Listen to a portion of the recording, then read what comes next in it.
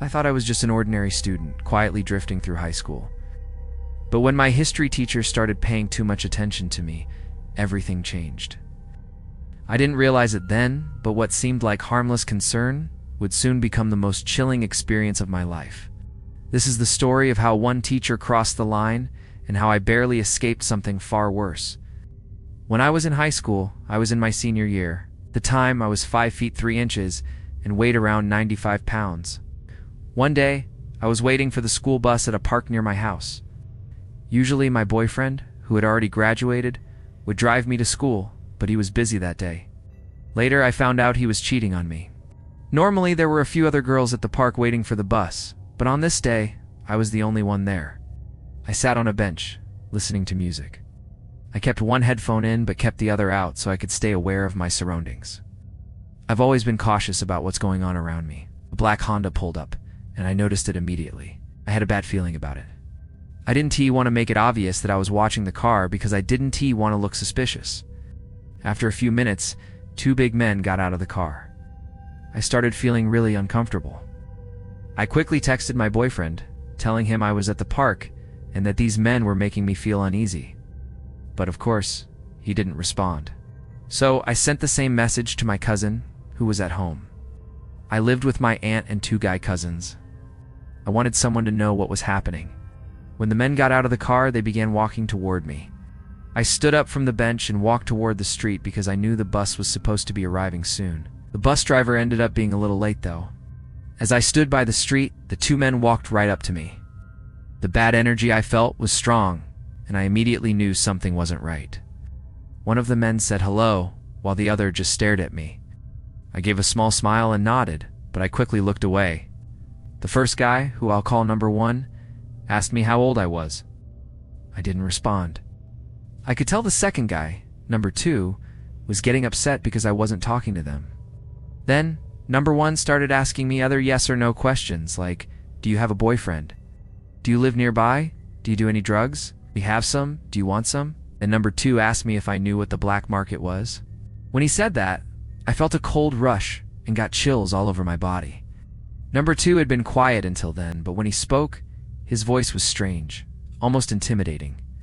They both had strong accents, and I could tell they were from somewhere else, but I couldn't figure out exactly where. The men kept asking me to go with them to their car because they had drugs. I refused, saying no thank you. Even though I wasn't a straight-laced student in high school, I wasn't dumb. I knew better than to get into a car with strangers. Number 1 then asked if I had a car. I said no, and that my bus was almost there. I tried to end the conversation quickly. Just then, by some miracle, the bus turned the corner. The men backed off, but they had been getting closer and closer as they asked me questions. Before the bus reached me, number 1 handed me a business card. He said he owned a car shop and told me to call him if I ever needed anything. He even said he would give me a free car. The card looked suspicious, but I knew I needed to take it so I could report them later. I took the card, and the men quickly walked away. Finally, the bus arrived, and I got on. I immediately started crying. My body had been on high alert the whole time, but now that I was safe, all the tension released. Thankfully, the bus driver calmed me down before we left. I explained what had happened to her. When she looked around for the black Honda, it was gone. She said she saw the men near me, but didn't think anything was wrong since they were so close to me. The driver reported the incident to her dispatch, and when we arrived at school, she walked me into the office. I was terrified to be alone. The principal and campus security were kind to me as they asked me questions about what happened. I showed them the business card the man had given me. The principal immediately called the number on the card, pretending to be my father. When the man answered, the principal told him his daughter had given him the card. As soon as the man heard that, he hung up. The principal and security called the police, and they began to take the situation seriously. The police came to the school and asked me to tell my story again. They were straightforward with me and told me that it seemed like the men were watching the park, waiting for a day when one of us girls would be alone. They also said that the black Honda was being used to lure me into their car. I was in shock, and I felt sick. Afterward, the police found out that a few days later, another girl from a nearby school had been targeted by the same 2 men. She was being dragged into their black Honda, but some students saw what was happening and saved her. I was so relieved to hear that she was okay.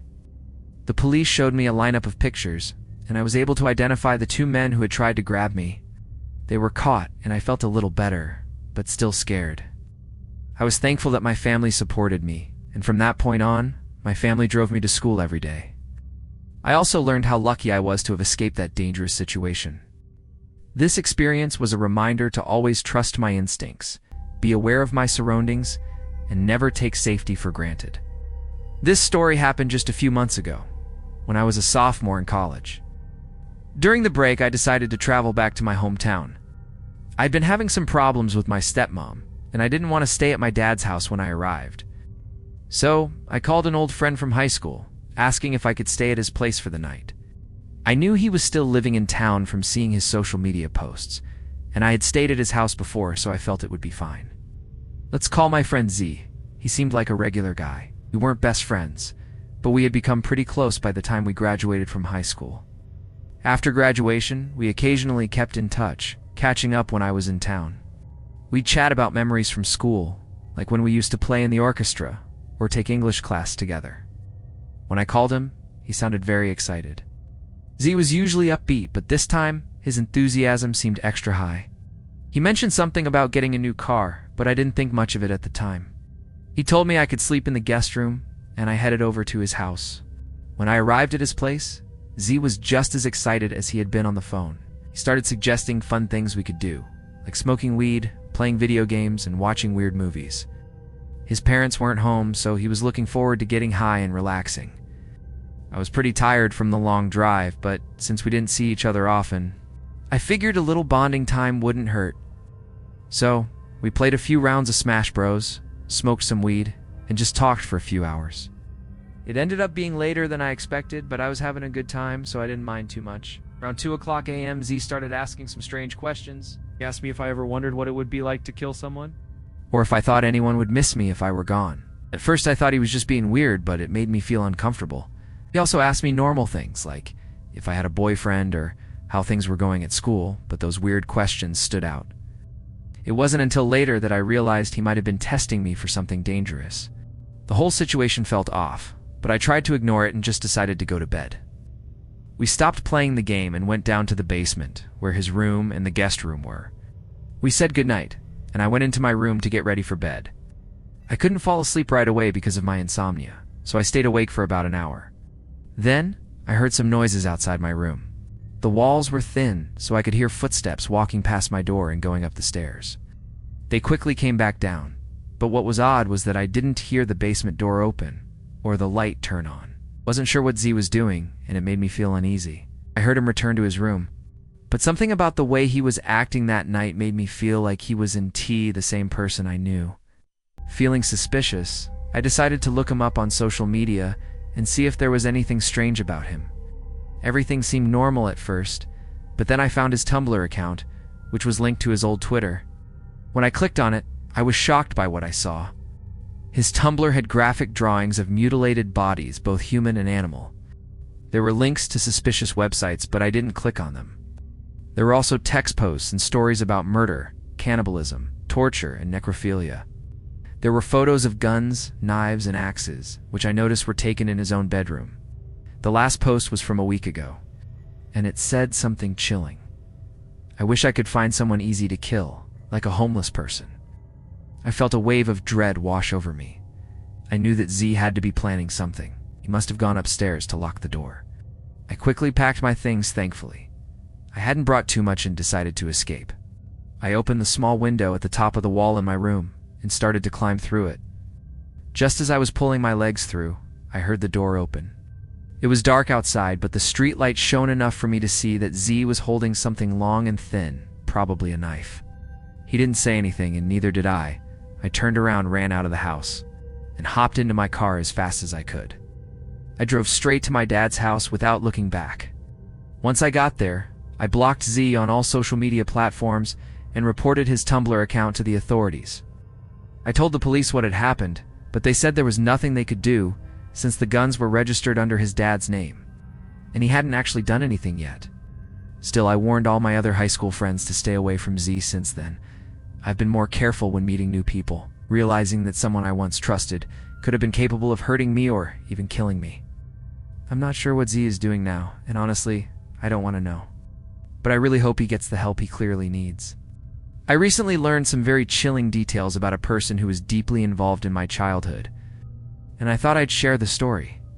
Growing up, I was very shy and didn't usually make many friends in new situations. One of the first memories I have of meeting someone new was when I started preschool at my grandmother's church. I was playing alone on the playground when an older woman came up to me and introduced herself. Her name was Candy, and she seemed like any sweet older woman. She reminded me a lot of my own grandmother with her white curly hair. Candy was a volunteer at the church, and her job was to watch over the kids while we played. We would see each other pretty often. And over time, I spent a lot of time with her. I was the youngest of 3 children, and my parents both worked full-time. They were also busy taking my brother and sister to school, sports, and friends' houses, so having someone like Candy to help out was a blessing for them. I don't remember much about the time I spent with Candy, but I do recall a few moments. One time, she took me to her house, which I had never been to before. I remember walking through the dining room and seeing a girl, probably around 10 or 12 years old. Candy introduced me to her and said she lived down the street and spent a lot of time at Candy's house. For some reason, I felt jealous. I wasn't sure why, but I didn't like the idea that Candy cared for another child, too. That was the only time I went to her house. Years passed and I completely forgot about Candy. Fast forward to 1st grade. One day after school, I came home to find a Target grocery bag hanging on the front door. I didn't know what it was, and I wondered why my brother or sister didn't bring it inside earlier. When I opened the bag, I found several brand new outfits inside, all gifts from Candy. I was so excited and tried them on right away. Couldn't wait to show my mom when she came home from work. However, when my mom saw the clothes, she wasn't excited at all. In fact, she was really upset. She told me to take the clothes off immediately, and that she would be returning them to Candy. I was so confused. Why was she mad? These were free clothes, a gift. Wouldn't it be rude to return a gift? But to avoid getting into trouble, I put the clothes back in the bag and handed them to my mom. We never spoke of it again, and I completely forgot about Candy for the next few years. Then a few years ago, my sister came home from college, and we decided to go to Target to shop for random things. While walking through the parking lot, I suddenly remembered the Target bag from Candy. I laughed and asked my sister if she remembered it and why.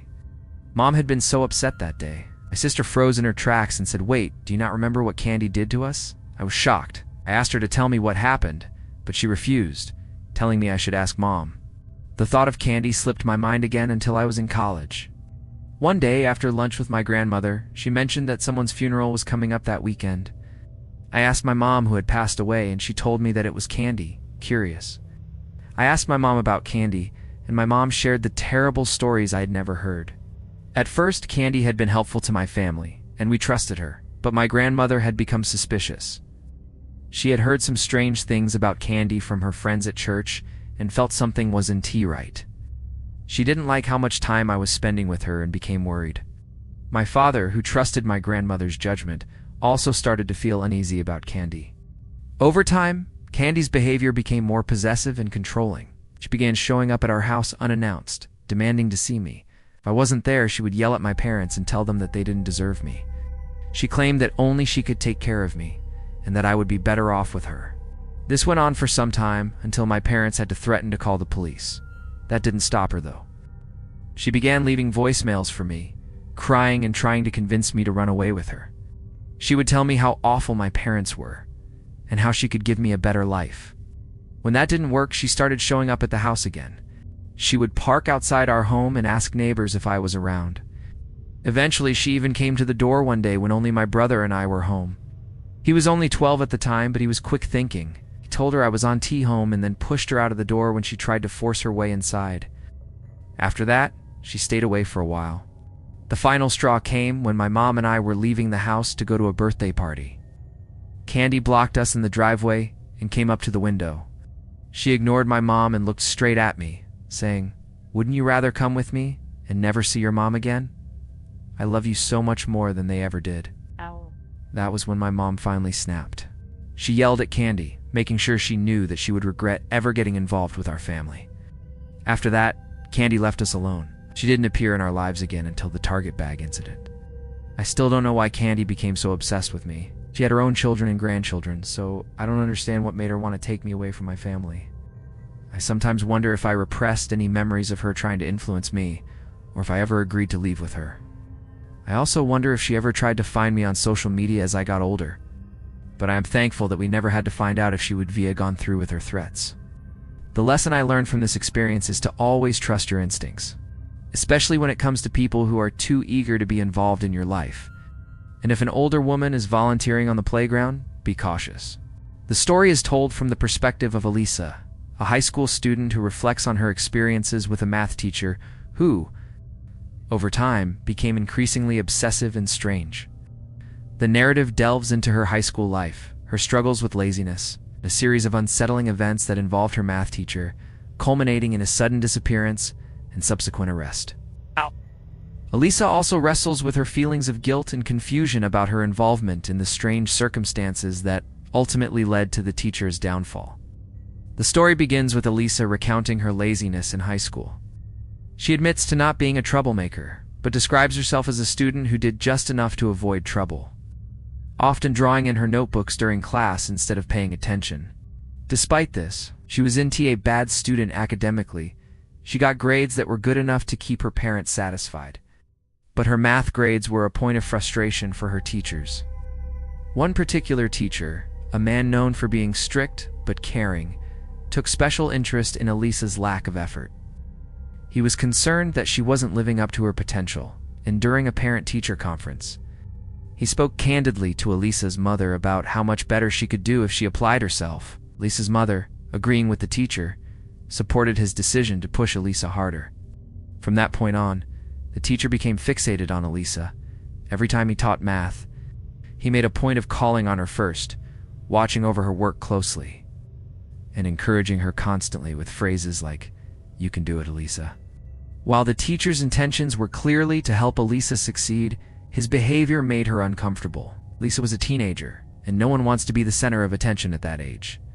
His actions, though well-meaning, bordered on obsessive and alienated her from her classmates. They began teasing her about the teacher's behavior, which made her feel even more self-conscious. This uncomfortable dynamic continued through the semester. But things took a strange turn when, in the lead-up to Christmas break, the teacher decided to throw a surprise holiday party for the class. Elisa recalls that it was a thoughtful gesture, with chocolates and mock champagne, a fun break from the routine. The teacher, seemingly delighted with Elisa's improved grades thanks to his increased involvement in her studies, poured her another glass of mock champagne, telling her that she deserved it. Elisa had diabetes and couldn't drink much due to her health condition, so she only drank a little of the beverage. However, a few days later, she felt unwell during a math class and ended up in the nurse's office, thinking the cause was her diabetes. In the weeks that followed, the story took another odd turn. Elisa's class organized a charity event where students could wear formal clothes and dance. The math teacher was invited. During the event, Elisa's classmate Flora secretly poured vodka into Elisa's alcohol-free cocktail. Elisa, aware that she had diabetes and couldn't drink alcohol, became frustrated with Flora and told her she could just throw the drink away. However, Elisa wondered later if Flora had drunk the cocktail herself instead, as things quickly escalated. The party soon turned chaotic, with some of the boys getting drunk and breaking things. Flora passed out from the alcohol and was taken to the hospital in a coma. While the entire event ended in failure, Flora was expelled from school, and Elisa felt a sense of betrayal, especially since the event was meant to raise funds for a good cause. She stopped speaking to Flora afterward, feeling that her actions had ruined everything. A few weeks later, Elisa failed a math test for the first time in a while. The math teacher, already frustrated by her lack of consistent effort, exploded in anger in front of the class. He belittled her, calling her a disappointment, and telling her that she would end up living in a cardboard box under a bridge. His words chilled Elisa, and his eyes had a strange look in them that made her uneasy. Although he tried to calm her down afterward, he gave her a detention as punishment. But this time, the detention seemed off. Instead of a normal detention during school hours, he insisted that it would be between 5 o'clock and 6 p.m. a time that would make it difficult for Elisa to get home, since there was only one bus from the school at that time. The unusual timing of the detention made Elisa uneasy, and she started to feel a sense of danger. Her friends had been supportive, and she felt emboldened by their encouragement to skip the detention. She decided not to tell her parents, hoping that they wouldn't find out, and arranged for a friend to pick her up at 6 p.m. when she arrived at the detention room. She realized she was the only student there, which made her feel even more nervous. She began to panic and made an excuse, telling the teacher that she had an emergency and needed to leave. She ran out of the room and caught the bus home, relieved to escape the strange situation. The next day, the teacher was absent from school, and in the following weeks, Elisa heard nothing about him. Eventually, Elisa learned that he had quit his job. A therapist came to the school for a session to ask students if they wanted to talk about the teacher, but no one knew what had really happened, so the session was brief. It wasn't until months later that Elisa found out the full story. Her former math teacher had been arrested for downloading illegal files from the dark web. The revelation left Elisa questioning what might have happened if she had stayed for that detention. Would he have done something to her? Would she have been caught in his illegal activities? Elisa ended the story by reflecting on how, at the time, she had ghosted Flora after her expulsion, feeling a sense of resentment for ruining the event. She now felt guilty about it, realizing she could have been more supportive. As she pondered the strange and unsettling series of events, she couldn't help but feel relieved that she had left the detention room that day, but also forever curious about what might have happened had she stayed. The story serves as a chilling reminder of how even seemingly small, everyday decisions can lead to unexpected and potentially dangerous consequences. This happened when I was in high school. I wasn't the most popular kid, nor was I a troublemaker. I just existed in the background, mostly keeping to myself. My friends were close, and I liked to hang out with them, but school was something I never really cared much about. It wasn't that I wasn't capable, on the contrary, I did well enough to get by, but I never felt the urge to really push myself. I liked to think of myself as someone who was just cruising through life. However, there was one teacher who seemed to have a different opinion about my lack of ambition. His name was Mr. P, and he was my history teacher. From day one, he seemed to take a special interest in me. I wasn't a standout student, and there were plenty of others who were far more interested in the subject than I was. So I couldn't figure out why he paid so much attention to me. First, I thought he was just being a good teacher, trying to help me. But soon, I began to notice that there was something off about his behavior. Mr. P would always pick me out in class, even when I wasn't raising my hand.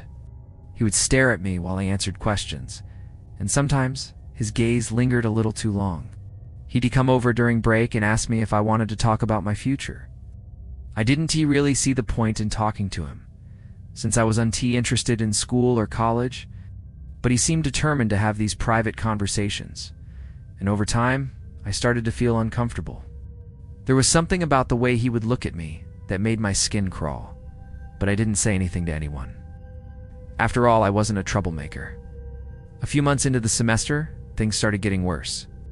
He began sitting next to me during group projects. At first, I thought it was just a coincidence. But then I realized that he would always make a point to sit as close as possible, his shoulder brushing against mine as he helped me with the work. His hands would linger too long when he handed me papers or when he adjusted something on my desk. My friends noticed it too, and they would make jokes about it, but I could tell they were uncomfortable too. Still, no one spoke up. The situation escalated one afternoon after school. I stayed late to finish some work for his class, and it was just me and Mr. P in the classroom. The others had already left. I was working on an assignment when Mr. P came over to my desk and stood there, just watching me work. I glanced up and saw him staring at me in a way that made my heart race. He smiled, but it wasn't a friendly smile. It was weird. There was something predatory about it, and I immediately felt like I needed to leave. I quickly packed my things and told him I had to go, but then he stopped me. "I was thinking," he said, his voice slow and deliberate. "You and I could talk about your plans for the future, just the two of us. You have potential, you know? You just need to focus a little more." I didn't want to hear anymore. Something in me snapped, and I knew I had to get out of there. My heart was pounding, and I bolted for the door without saying another word. I felt his eyes on me as I left the classroom. I felt sick. The next day, I told my friend Emma what had happened, and she was horrified. She convinced me to talk to the school counselor. I was scared. I didn't want to make a big deal out of it, but I knew I couldn't just ignore it anymore. I went to the counselor's office and explained what had been happening. They immediately took me seriously, and the next few weeks were a blur of meetings with the principal and my parents. The school conducted an investigation, and it didn't take long for others to come forward. It turned out that Mr. P had been targeting other students as well, and his behavior had been getting more and more inappropriate. There were rumors that he had been following some of the students outside of school, making them feel uncomfortable. Eventually, he was suspended and later fired. The school didn't release any more details about his departure, but we all knew what had happened. The whole thing left me shaken. I couldn't believe it had gone on for so long without anyone stepping in. I felt guilty that I hadn't spoken up sooner, but I didn't really know what to say or do. Looking back, I wish I had trusted my instincts earlier. I guess sometimes you don't realize how serious a situation is until it's too late. The aftermath wasn't easy. People started whispering about me and the whole situation. And while I wanted to pretend nothing had happened, I knew it would always be there, lingering in the background. I'm grateful for the support I got from my friends and family, but I couldn't help feeling like I'd been marked by it all. I never saw Mr. P again. After his firing, I heard that he moved away, but I always wondered what became of him. And I still think about the what-ifs. What if I hadn't run out of that classroom? What if I had stayed and tried to confront him? Would things have turned out differently? I'll never know. All I know is that after that, I never looked at teachers the same way again.